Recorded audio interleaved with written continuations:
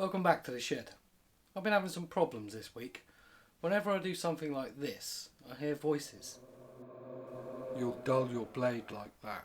And I'm wondering, are these voices in my head or in my shed? Let's check the shed first. I'm not entirely sure how to make a voice detector, but I'm pretty sure that it's going to live inside a box like this. Think of it as a square with half an octagon stuck to it.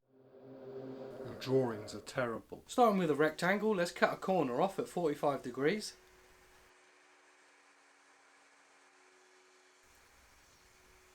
Flip the workpiece over and cut the opposite corner. Did you measure that? Look at that, we've got a lid and a base.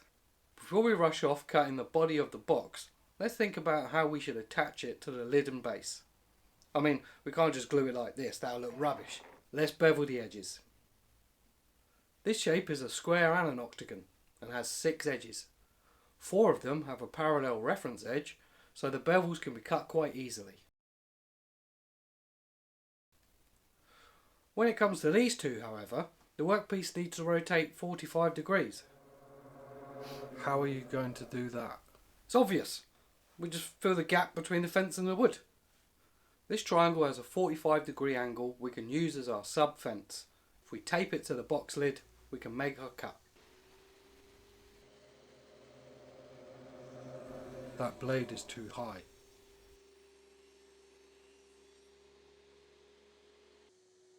For the last bevel cut, the wood is rotated and the reference triangle is moved to the far side.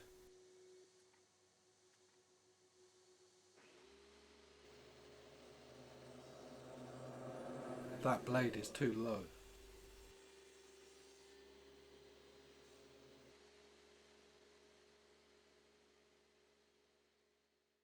If you have a reliable miter gauge, you can use your triangle for something else.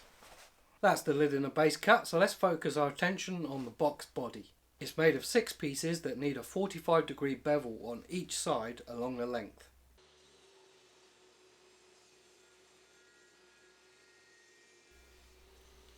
This bevel will match up with the lid and the base. These two angles are 90 degrees, and these 4 are 45 degrees. If we divide these numbers by 2, that will give us the angle we need to set our miter saw to. Starting with number 1 on the list, which has a 45-degree cut at each end.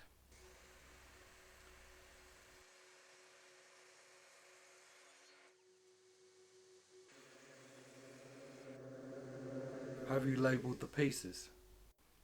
Parts number 2 and 6 are the same, with a 45-degree cut at one end and a 22.5-degree cut at the other. Are you sure? Parts 3, 4 and 5 have a 22.5-degree cut at each end. In the name of safety, I'm waiting for the saw to completely stop before removing the wood. I was going to say that. That is the best box I have ever seen today. Now let's see what we need to put inside this thing to make it a voice detector. I've had a look online and found a forum post by somebody called Mary Loves Richard 41.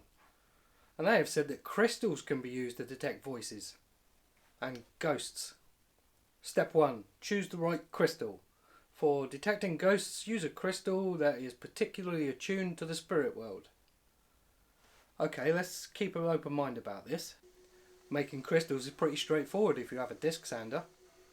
Starting with a square piece of wood, make heavy passes at random angles until it looks crystallish. We can't know for sure how attuned this crystal is, but let's forge ahead and keep our fingers crossed. Step 2. Preparing your crystal. To use your crystal for ghost detection, it must be cleansed. I asked a local shaman if green paint could be used as a cleansing medium. He said yes. He also said that if I gave him another £10, he could realign my birthstone with my horoscope chakras. It looks the part, but before we can test it out, we need to make some changes to the lid. It needs a slot for the message display and a hole for a button. The slot is made using a drill and then a chisel. Nice. The button hole is made using 2 Forstner bits, one for a countersink and another to make a through hole. The button itself is made using a plug car. All the parts are made, so let's get this thing assembled.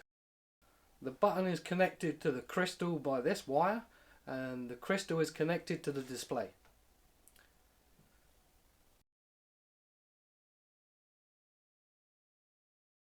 This is a very pretty looking box now, I've sanded it.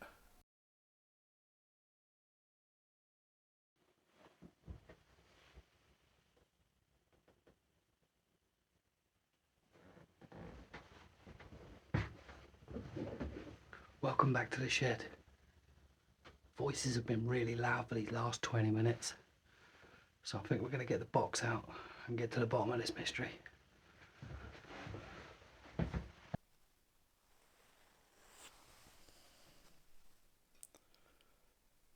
Are there any ghosts in my table saw?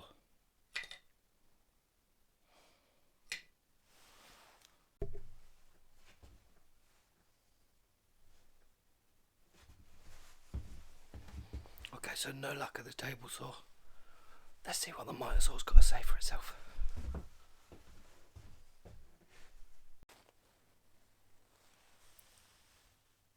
Are there any ghosts in my miter saw?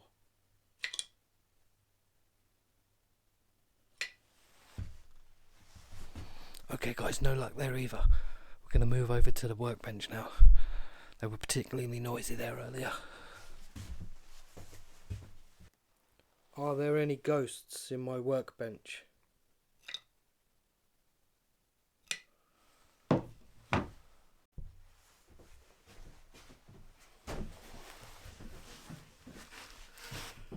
Earlier in this video, I asked the question, are these voices in my head or in my shed? We've just checked the shed. Now we need to check my head.